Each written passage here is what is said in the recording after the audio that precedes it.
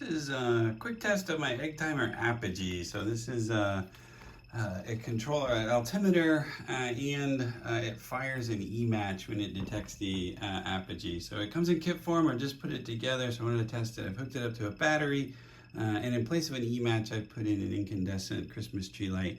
I've kind of gone over this test procedure in my EasyDD video, so you might want to look that up.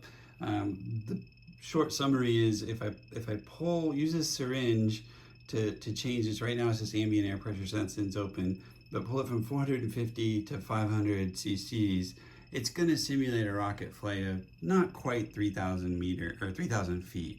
So I'm going to cover this up. That it takes a little bit for the Apogee to get into this armed state, but it's armed with that fast click. So I'm going to close this, try to pull it pretty uniformly. Okay, now it's detected launch, so it's no longer making noise. I'm going to get to 500, and I'm just going to let go. And then you can see the Apogee light fired, and it's going more or less back.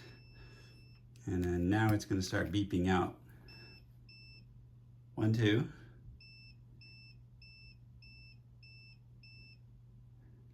I think it was 6.